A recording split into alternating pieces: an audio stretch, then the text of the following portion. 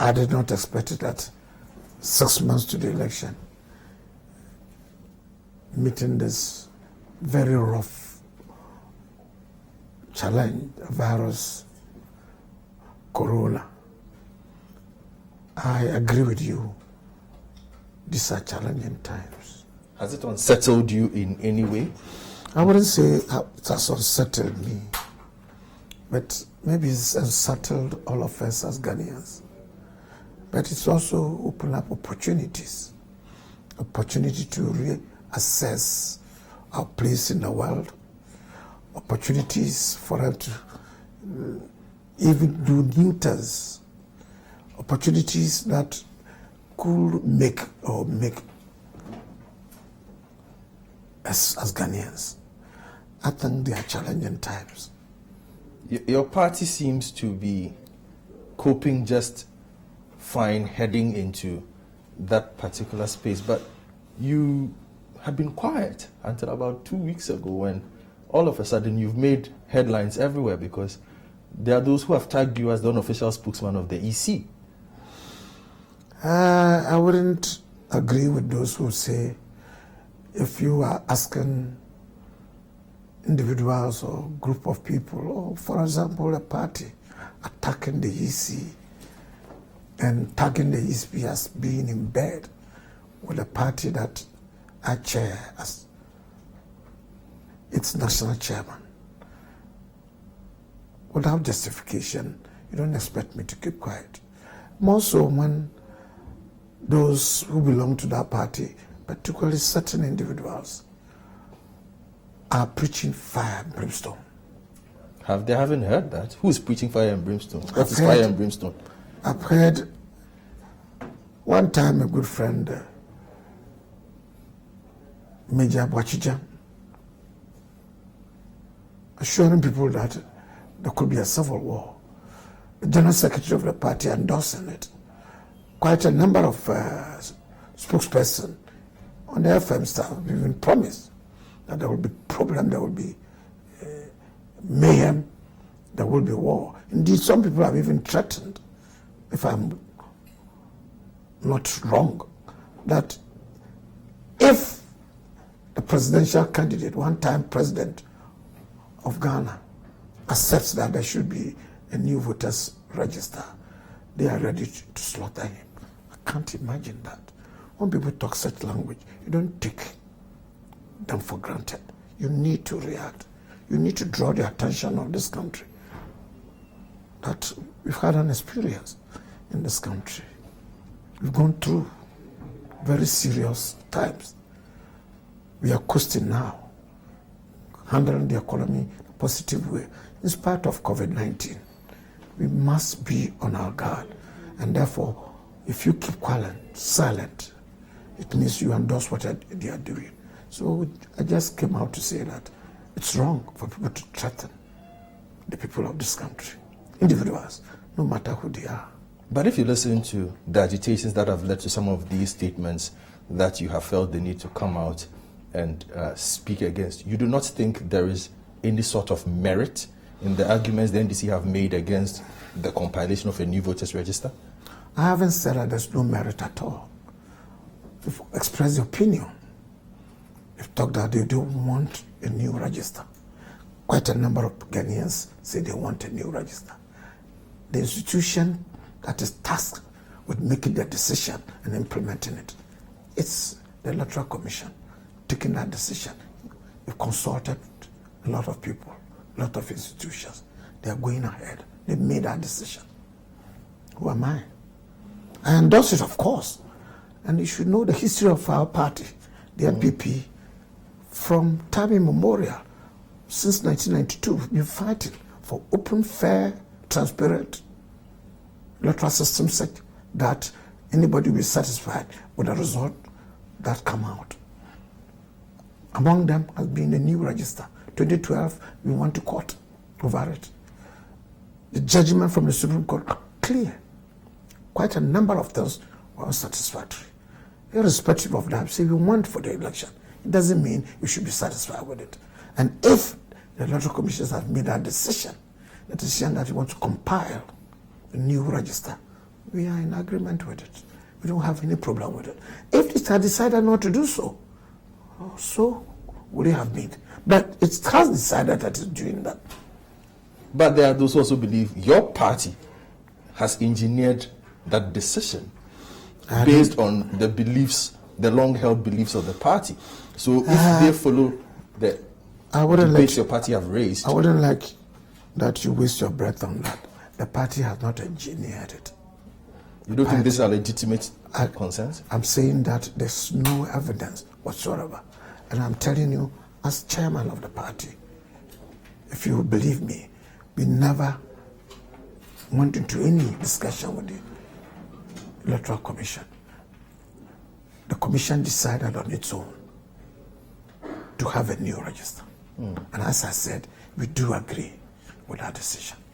You've been partners, so to say, with the NDC in the development of democracy in this country for a very long time. At least at IPAC level. If you say partners, I don't understand what you mean by partner, but if you want to say that we've all been attending meetings, had disagreement one way or the other, and come to an agreement, maybe make suggestions, and the Electoral Commission sometimes agreed, sometimes disagreed. We've been doing that. We are all stakeholders for that matter. But the one that makes the decision in respect of election matters in this country, according to law, is the Electoral Commission. But there are those who have also said that it's always been a consensus. We've never had this level of NDC coming out and saying, well, this is what I want to do. No, it's I wouldn't say so if you've been in this country for some time. When before Charlotte Osei was, there was Dr. Kojo Afarijan. He was the Electoral Commission. And for various occasions, when we made suggestions, though in some cases we disagreed with the NDC, or the NDC disagreed with, the Commission took its own decision, not based on consensus, based on its own discretion, in accordance with law. That's all. Are you confident that the EC can execute what it says it will execute between now and October? I have no That doubts. will give us an election that everybody will say was free and fair. I have no reason to doubt otherwise. So I believe that they will implement it and then they will achieve the desired results. Let's give them the benefit of the doubt. All things being equal. Let's talk about your party as well. June is an important month. Your parliamentary primaries, what are the plans? Yes, it's interesting you are mentioning it. A couple of hours ago, a sister station or one of the stations did ask me about when are we having our primaries. And if you are aware, we should have had the primaries in April. Because of COVID-19. We had to postpone, hoping that things would have improved, that it was only a passing challenge that this country was going to go through. But maybe we were mistaken. It looks like it's pervasive, widespread. And therefore, we need to readjust our timetable. But in this case, it's not just we adjust our timetable. It's based on what the government of the Republic will come out with. The president came out with some protocols to ensure that the disease was not too devastating in our country. And these protocols, we are going by it. Says don't gather more than 25 people. Keep a distance, wear gloves. Incidentally, you are wearing gloves and mine is in my hands because you are wearing it and you are the only... And we have a good distance. That's right, the distance is okay. And that we should do that for all of us. We had no choice but to wait. In fact, yesterday, the president addressed the nation and, allowed a few relaxation that could let us come to normalcy in our political and economic life and social life. Maybe you go for a meeting sooner than later and take decision as to the way forward. Okay. I can assure you, sooner than later, we will do it. Are you worried because prior to even the COVID coming, there are those who have said this parliamentary contest that the NPP is going to have, we have some big names, some big seats, people being challenged? Well, that makes it interesting. Why not? When a party is attractive, and more so when the party is in power. But NPP has always had people challenging each other in a constituency or the other for a position as a parliamentary candidate and so forth. So it happens. And it's not surprising that individuals are challenging some bigwigs, what you describe as bigwigs, in the various constituencies. I think it's natural. We are happy with it. We wish it could have been easier, and then we wouldn't sweat over it. But be it as it may, that's what makes politics exciting: uncertainty, contest. It's democracy. We are making do with it. But it's also been interesting considering, again, some of the names that have come up. There are those who say, why is there such a significant interest in people in ministerial positions, who work at the Jubilee House, looking to not just enter parliament, but looking to unseat some very formidable parliamentarians just to make their way in there? There are those who say it does not bode well for party cohesion and party growth. I wish you were specific, but there are constituencies and individuals who may occupy certain positions as ministers and so forth. It doesn't mean that they are parliamentarians. Some could be parliamentarians and still ministers. It makes no difference. What is most important now for us as a party is that we have various constituencies. Sometimes we may describe those constituencies as stronghold or safe seats. An individual may therefore struggle. Indeed, if you pass over the primaries, you are an MP. For our party, for example, you happen to be in Ashanti region and one of the safe seats, you win the primaries, you are automatically almost an MP. People may therefore struggle or fight hard for the ticket. It's not surprising. It's not surprising. And taking that to the national scale as well, campaigning is born out of mass gatherings. Corona is taking that away, at least for now. Does the party see a significant impediment in not being able to reach the nation as it would want to? Does that put you at a significant disadvantage? I earlier on told you that it also creates many opportunities. I will admit that the corona, as it having a scourge on this country and elsewhere in the world, it presents a serious challenge for a political party involved in a campaign and maybe towards an election. You did say we used to having rallies, mass rallies, people attending in all colors with all kind of paraphernalia. It adds excitement to it, and it gives the opportunity for us to let this country or let the people of this country, the electorate, appreciate what the party has been able to do or what the party is going to do. It makes us test or even appreciate the strength of the party. I think COVID-19 is going to pose some kind of restrictions, and it's a challenge. But we may resort to other means, re-strategize so that we still could carry our message across. It will not be easy though. I agree that COVID-19, it's definitely, it has impacted on the ability, on the capacity, on the versatility of the party to make itself known and accepted by the people.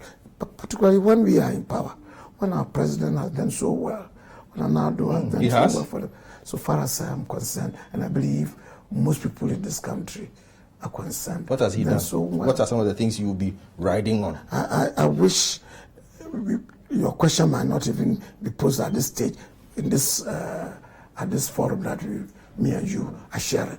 But if we are to go, maybe we have to spend a couple of days in terms of the economy. Days? Well, we have a few minutes. Share a few. Do that. My listeners would want to hear at least one or two. In terms of the economy, prior to COVID-19 coming up in March, the economy inflation was down to single digits. The city was stable. The banking institutions have been stabilized. People who even were complaining that the monies and so forth have been taken and that they were not being paid now, as we talk now, have kept quiet. A lot of them have kept quiet because they are being paid. Mr. Blay, that's not true. They are not quiet. Well, from the way we get claims all the time. People are saying, where's their money? They've not been paid. But they have not lost the money. If the banks had collapsed, if the institution had collapsed, the way they were almost getting to, things would have even been worse. But now, the banking institution have been stabilized. With significant job losses.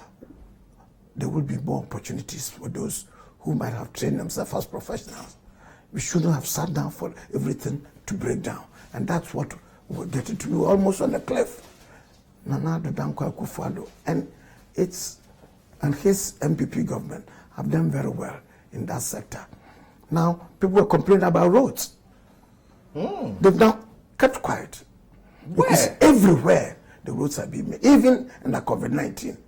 Everywhere in Accra here, in Greater Accra, in Kumasi, Ashanti region, in Western region, Volta region, everywhere. There are a lot of promised roads that are not fixed. At the moment, the government is fixing them all almost. Ghanaians will testify that. Asphalt everywhere. Mr. Blay, which roads have you been using? People are complaining. I am in East Legon. The roads are being made, even behind my house. East Legon roads are asphalted and being re-asphalted. Even they are being asphalted properly because the rains have destroyed a whole lot of the roads. Many roads all over Kumasi, where people were complaining. City roads are all being made. In the Volta region, what do you call the Eastern Corridor, all these things, provisions have been made. In the Western region, from Lubu to Enche, being done. In Tamale, doing even, what is it? Interchange. Interchange. It's being done. Tama, interchange. It's being done. People are even been getting lost all over because of the maze and the crossover. This government, in spite of the challenges that we are facing, in spite of the economy that was inherited, which had then been in tatters, now we've woken up, stabilized everything else, contain inflation, and we're moving forward to do these roads. We've come with free education. That you are struggling to handle.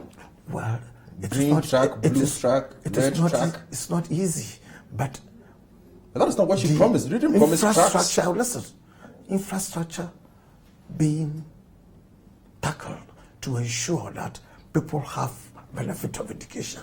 We couldn't have mortgaged their future, and for that matter, were a little inconvenient with regards to blue track, red track, and so forth. But infrastructure is being rolled out to take care of that.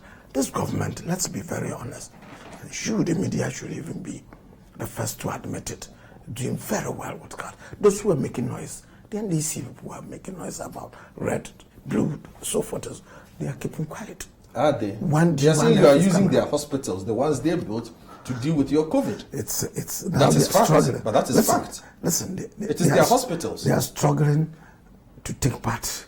They are struggling to partake in the what I will say, the credits of what is good and what is being done. But instead of criticizing now, they want to say that it is they who prepare for COVID-19. That's ridiculous. So you don't buy that? Of course I don't. But the Greater Accra Regional Hospital is there. That's the only one. East Hospital is there. These are the cost was even there. UGMC is there. You I'm don't saying see that these hospitals. Irrespective of that, even now, as I talk to you now, we've promised and we are going to implement constructing 88 hospitals. There are those who are saying that is a wild dream. It's a political gimmick. You will see it. The president said that within this year, and it is going to be done. When we talked about free education, they say it's not possible. Didn't they say so? Tell me, didn't they say so? They said that you couldn't do it. Now you've done it too much, and there's campaign. Is that not what the song says? All right then. We are speaking to the national chair of the New Patriotic Party, Mr. Freddie Blay. Face to face, we'll take a break. When we return, we will delve into party financing as well as a bit of Elembele politics. We'll be right back.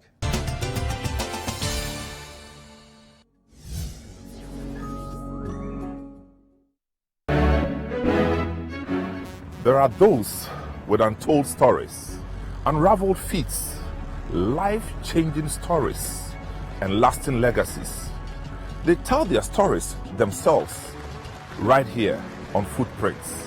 So we go to someone who were put in our various cells, and then someone you have it's a huge prison. And then it was then that it dawned on me that I was really in big trouble. Do you think that the overthrow of Liman was justified? I think that with hindsight, there was no justification. Be inspired by their hard work and resilience that led to those outstanding achievements as we trace their footsteps through the capsule of time. Because of my upbringing, my mother, my father, they are, Christianity. Yeah. So because of that, I strong feel hands at home. Even though I'm the guy smoking, doing all kinds of that, I've never tried. You've never tried? No, never tried weed or anything. Nothing. You've never tried weed? Even drinking, alcohol, no. Why should you people put everything, Kwame. Everything was done before Nkrumah arrived in the country. No, aho ni leba ye. Aho neba ye. So join me, Samuel Atamensa, and my guests every Saturday at 9 a.m. and Sundays at 4 p.m. only on City TV. Footprint is sponsored by Bethel Logistics Company Limited, experts in shipping logistics.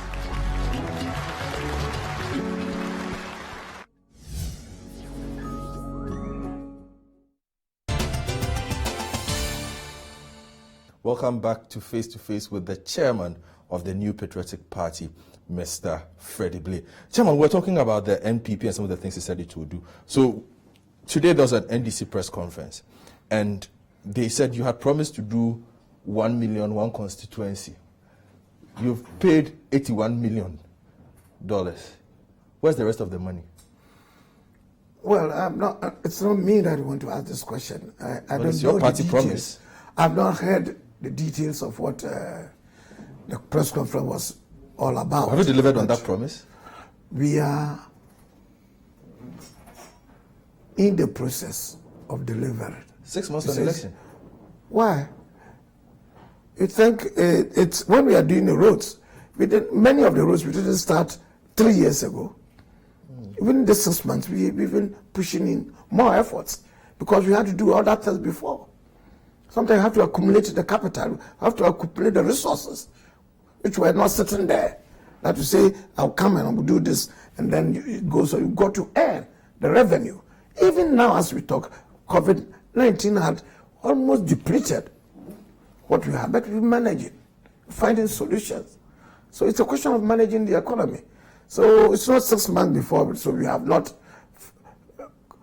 completely satisfied all the promises that we made when we were voted into power. But definitely, as I said, that's work in progress. Some of them, I can assure you, maybe we may not be in a position to 100% finish them. But as I talk to you now, 75 to 80%, some of our promises, we are almost through with them. And you feel you have done enough to go back to the Ghanaian electorate and say, give us another 4 years as MPP. We promised this, because there are those who say MPP is the greatest PR party on the face of Ghana. The people will decide. See, if I said I'm sitting here with you, I'm saying roads, Tama, interchange, Takrady, interchange, Kumasi, interchange. A lot of interchanges have all been, as it were, constructed and built. If I'm saying so and they are not, what I'm telling you is not true, the people will decide that they will know. See, they will know that we haven't done it, we are talking. If MPP is saying, NDC is saying that we are only PR party or government, it's for them to say so. Let them go ahead and play the ostrich. You don't sound concerned at all by the NDC, and it's not as if we are ignoring the other opposition parties, but the NDC will be your competition for the upcoming election. Well, you don't sound concerned at all. Let's be realistic. It's the biggest opposition party, as we talked about, if you want to talk about the strength of what is it in Parliament. And we are not oblivious to that fact. It's definitely a party with quite considerable influence in this country.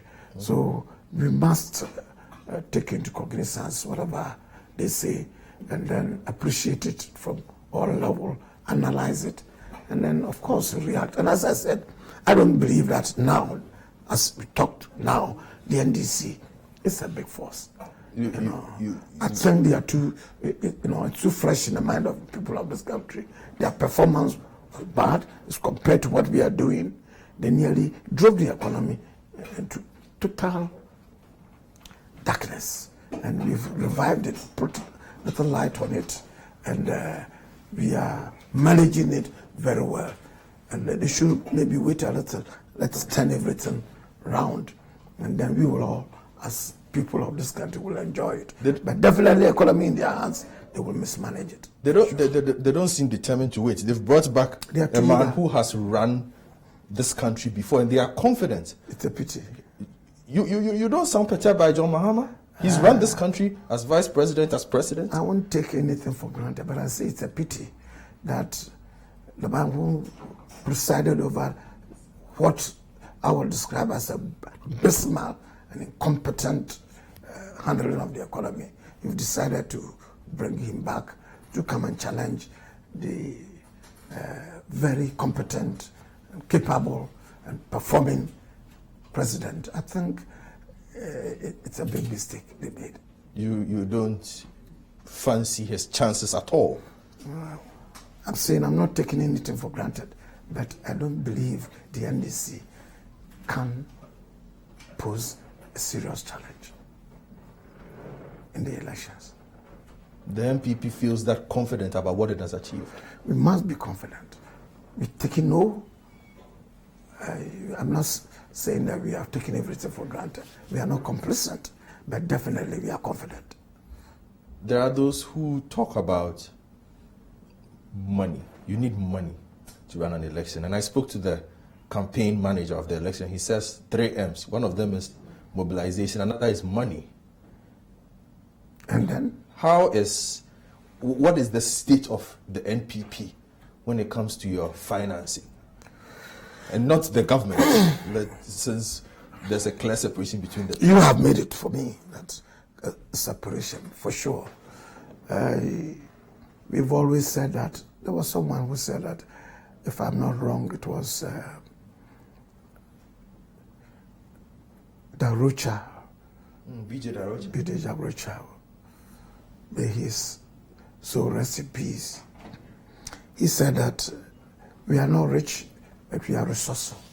It means that the party is resourceful. Whatever it is, they will find the means. They will manage, have individuals, members, and those who think that the MPP can manage the economy well, businessmen and individuals, professionals, and so forth. So they contribute. The last time they contributed, and I believe they will also not turn their back against the party. Not that we've satisfied all facets of life. We've done 100% well, but if and when the NPP is in power, the country ticks, the economy ticks, things go on well. The Ghanaians have a better chance of keeping the faith of this country in the hands of NPP, and that's what's happening. Indeed, if it had been the NDC in control, COVID-19 will have, maybe we will have been. Why do you say so? They seem to have put out the fact that they said, well, there was Ebola, and Ebola didn't become as much of a problem. And I'm just saying what they are saying. Ebola was not here. Yes, and it didn't come here because of the measures they put in place. No, not at all. Ebola didn't even go to Ivory Coast, didn't come to Togo. That's all. Many of the West African, apart from maybe Guinea and Liberia and a few others, but Sierra Leone. But if it had come here, like it's COVID-19 is all over.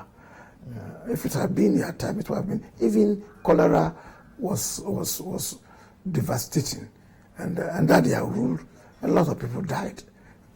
But we've done far better. Many countries are even very, very surprised that Ghana has been doing that well.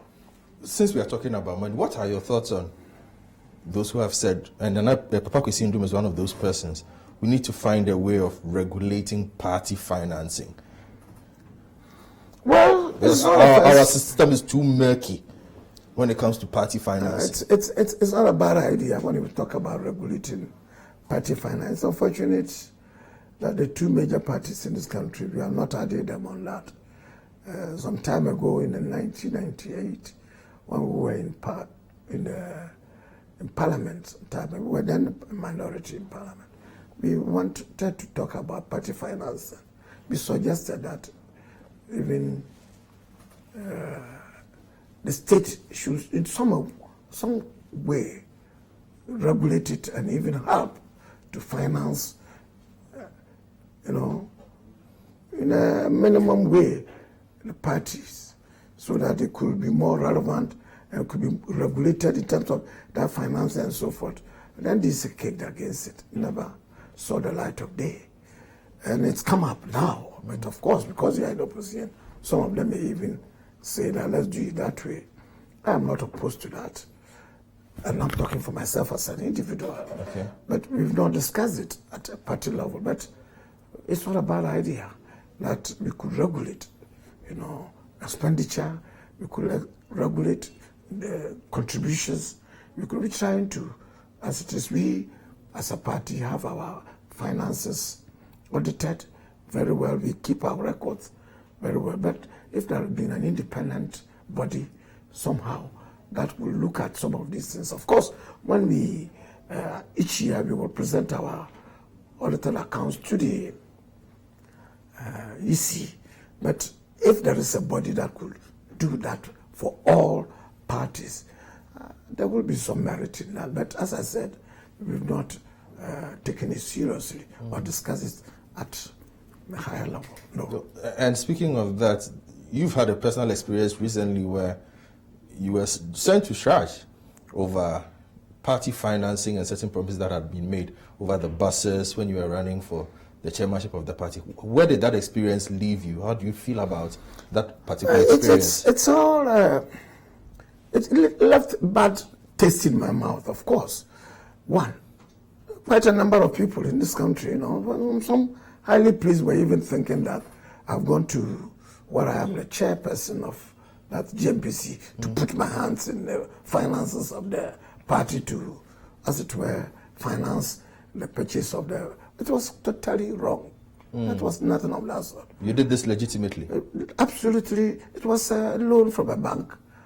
And a very good Samaritan somehow gave collateral to support it, a third of the amount that we were looking for, so that when it comes, because we presented a very nice proposition to the bank, and the bank agreed to finance it. And then, therefore, they brought in. Indeed, we agree with the bank. As I told you, they brought 100 buses now, so that we could work with it and pay. Okay. So not all the buses are not in, only 100 are 100 have so far come in. People have made so much noise. The bank itself developed cold feet that they don't want to. See, money does not like noise.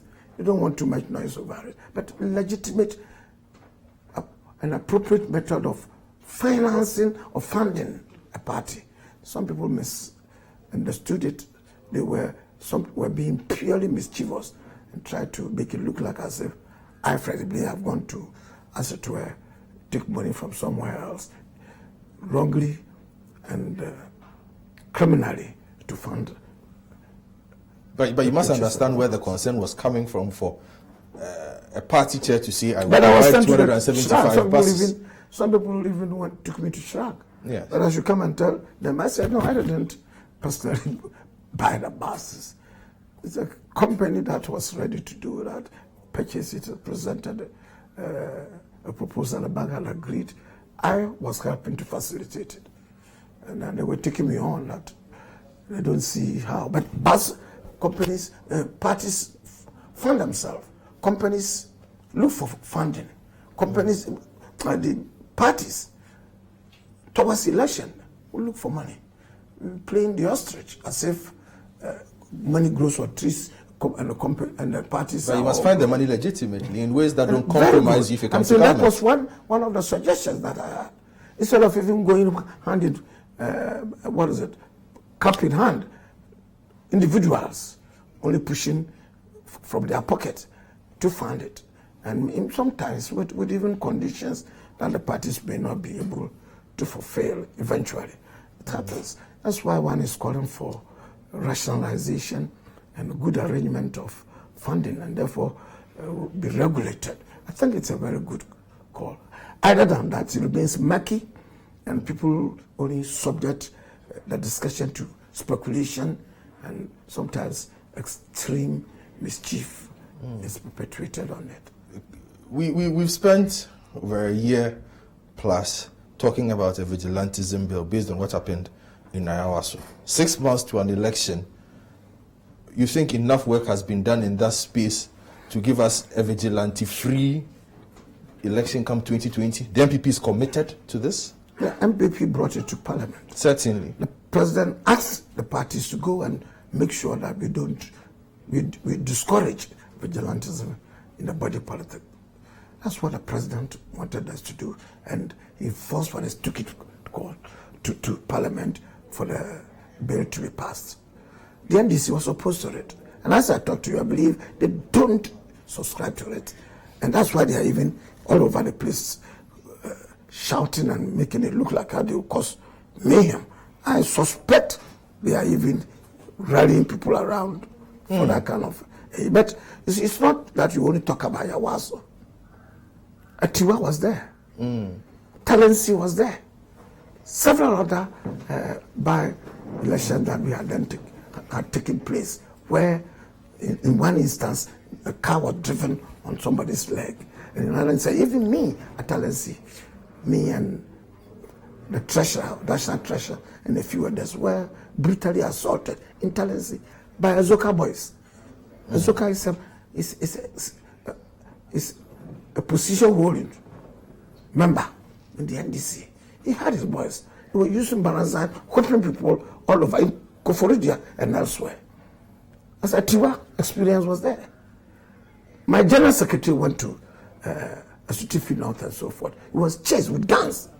A policeman was brutally beaten by the brother of a member of parliament still in power, parliamentarians. There was one young man who was involved in what we could discuss murder.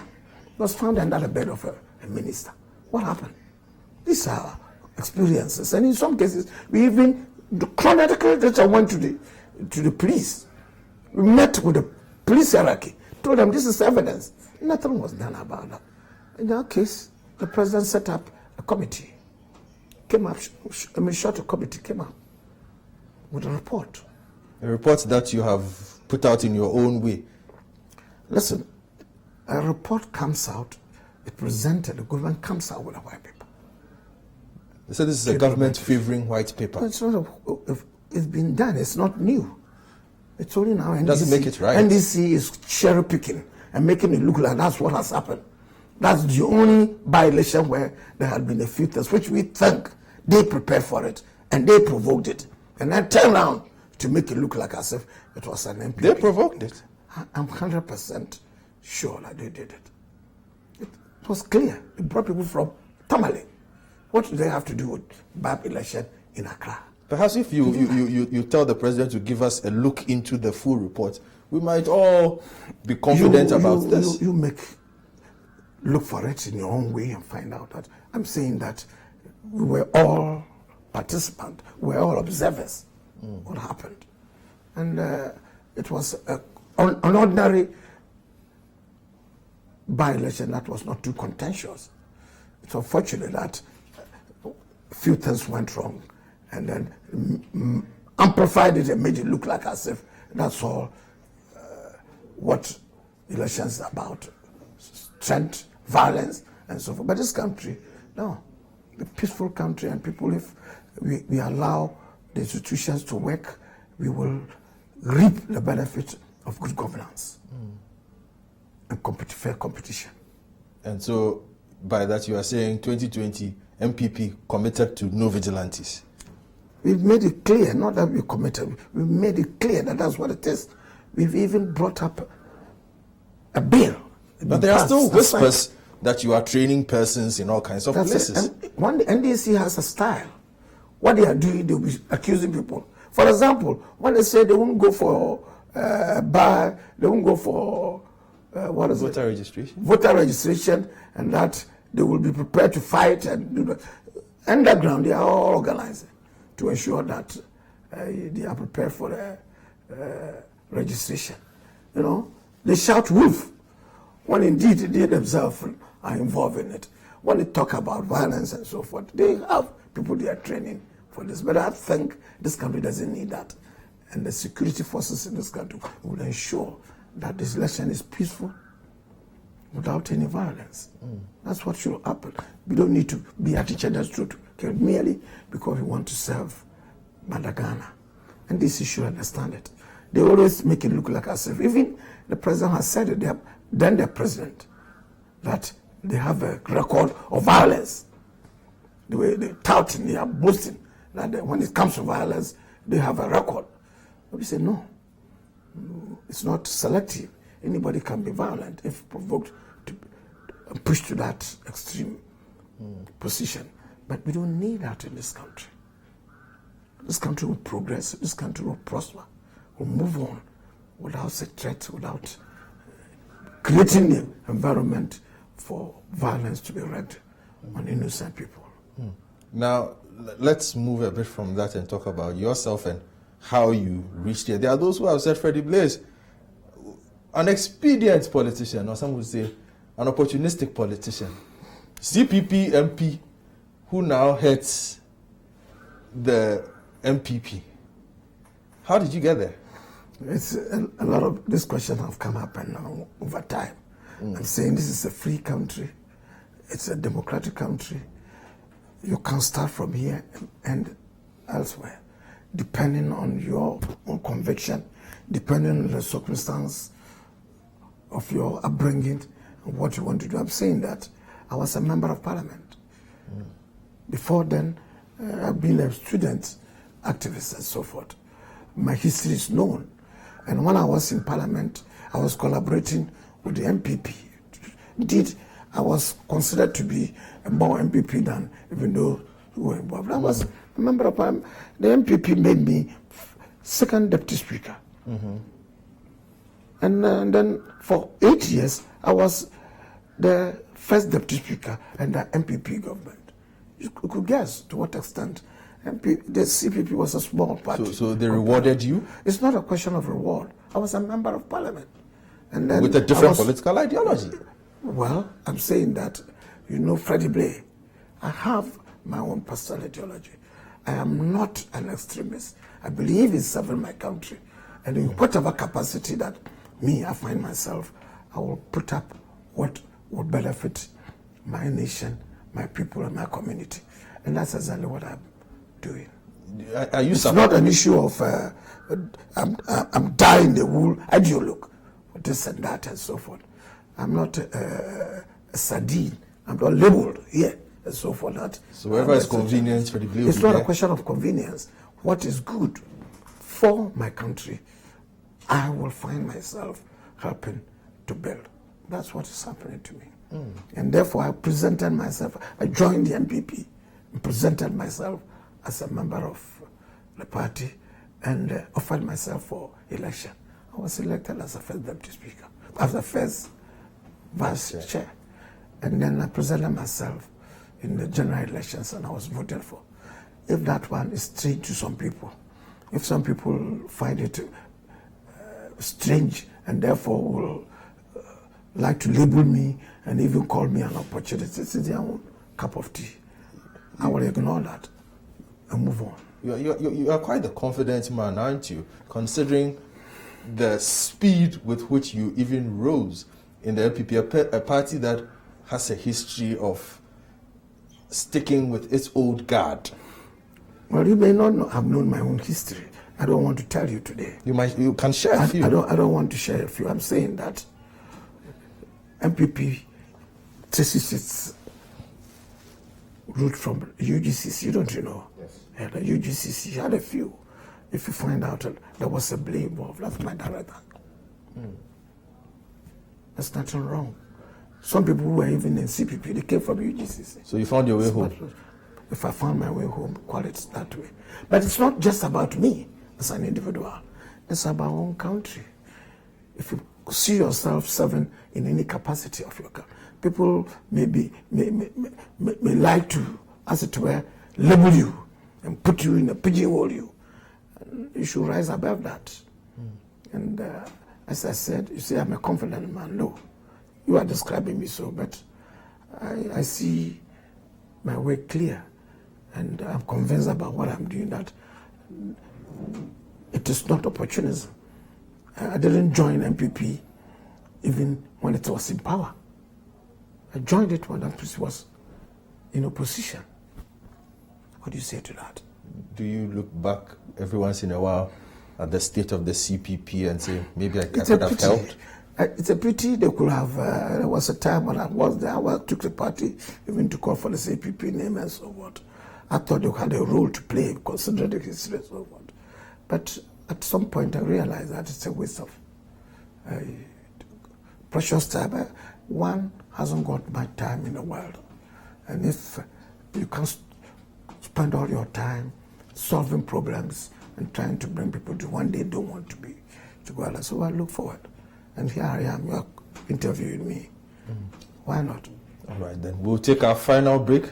When we return, we'll wrap up our conversation with the National Chair of the New Patriotic Party, Mr. Freddie Blay. We'll find out what kind of sports he likes doing, if indeed he does even like sports.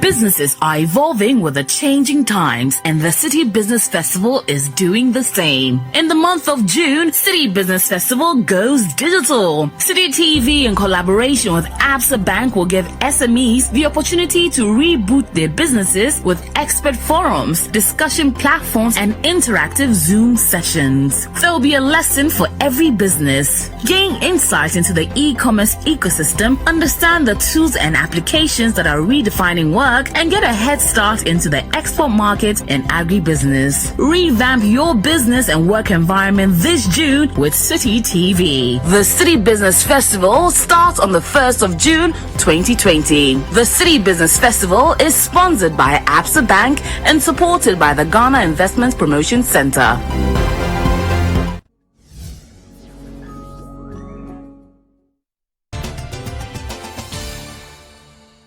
Welcome back to our interview with Mr. Freddie Blay, National Chair of the New Patriotic Party. So, Mr. Blay, outside of the politics, you're a man of many parts. You are into publishing. How did you enter publishing? You were a lawyer, but you're also involved in publishing. It's strange. We're talking about, we're sitting in the premises of the... Yes, Western Publications. Western Publication. It started a long time ago, it's the 84, 85 then. We were publishing sports. Oh. Because then you couldn't have published a political newspaper, but we had a page for politics, even then, at some stage, the paper was, to some extent, driven underground, so that we couldn't. There was not oxygen for us to continue until 1992, when the Constitution came into force, and people had no other option but to allow us to find our way back to the new stand. Then, of course, we started daily guide over time, but we had then been, severely shaken to the extent that we couldn't have a progressive bringing up, or if you like, growth.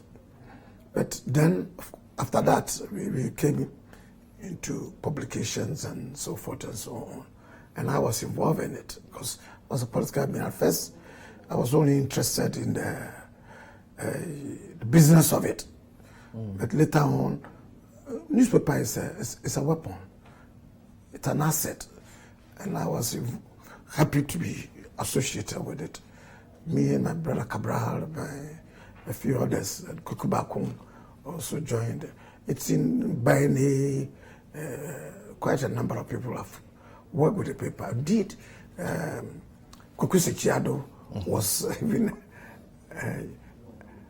on the paper time ago. Quite a number of people have, and then that's where we are now. I think it's spreading, but it's taken a long time for it to move up, because we're operating under extreme difficulties. But sometimes that's how it is. Now we have the FM station, we have the DGN. That's, you were earlier on talking to me about DGN, that we do copyright. But we are moving on. I believe a lot of other people have now come under the opening up and so forth. So their competition is good. So we are around. I can't say much about it. I am not too much involved in it, but I'm happy that I was associated with it. I'm still associated with this. My wife also played a very significant role.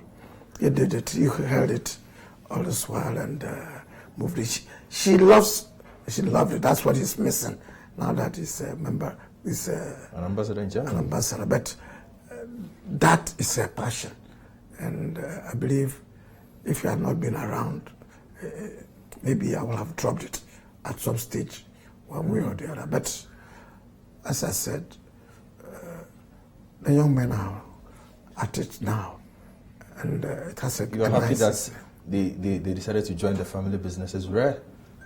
It's good. It's a blessing. It's a blessing. Now, outside of this, is it that Freddie Blay just likes politics, morning, afternoon, evening? Does he have off times? What does he do? Of course, I do a lot of other things. As you say, I love gardening. It's my passion. I love music. I play music a lot. What kind of music? All kinds of music. I love listening to Shatawale. I love listening to yes. Shatta? Lucky. I love Shatawale a lot. And Lucky Dube. That's reggae. Even our local Lucky. Oh, Lucky Mensa. Lucky Mensa. Oh. I love all kinds of high life. And then... You play it in your car? When you're driving? I play it in the house, if you like. You dance? Play it in I try to dance. I'm not too good at it, but I dance with it. And then I also... from Adisada, love music, love dancing, and therefore I think I have more time. At times when I'm in good mood, I would love to listen to jazz music. Yes, but there are other things that I do. So I love sports. I'm not too enthusiastic about football, but once in a while I watch it, and I think it's. I'm not too much involved in that. Yes. But outside of football, any other sports, golf, tennis? I don't, unfortunately. I've been egged on to play golf, to do that, but I honestly didn't bring myself out to play. I had a kit there, somebody even bought me the kit and so. But I didn't. I thought it was waste too much of my time. Now that I'm growing older, maybe I'll go and instead of doing vigorous exercise, developing a pot belly too much, but I'll have to go and start it and see what, because I can't be exposed walking too much and about it. I think it will be interesting to do so. And from where you sit as MPP chair, what will Freddie Blay want to be remembered for as his legacy when it's all done with? When we mention Freddie Blay and the MPP, what would you want people to say? I will leave it to history. A few minutes ago, you were even literally describing me as an opportunist, as what someone would say. I will leave that one, the judgment, to history. But definitely, I would love to be also remembered as having played a role in a time when the party was in crisis. I played a role, some even against the doubts, against sometimes people were literally attacking you. Even as I speak with you right now, that people have their doubts. They even want to make it look like as if they are more blue-blooded than you were in the party. But the party has opened its arms. I thank God I have an opportunity to serve not only my party, but to serve this country. And I want progress, I want prosperity. I want all of us to be united. NDC, MPP, CPP, all other people. We have no other place. You could see, COVID comes, people run back home. If this country prospers, if things are okay for all of us, we benefit from it. Our generation and those who come after us will know that we did our best. May they take up our story. All right, then. Thank you very much, Chairman Blay. Thank you, Mr. Freddie Blay is the chairman of the New Patriotic Party. I hope you enjoyed this episode of Face to Face. My name is Godfred Akoto-Boafo. Have a good day.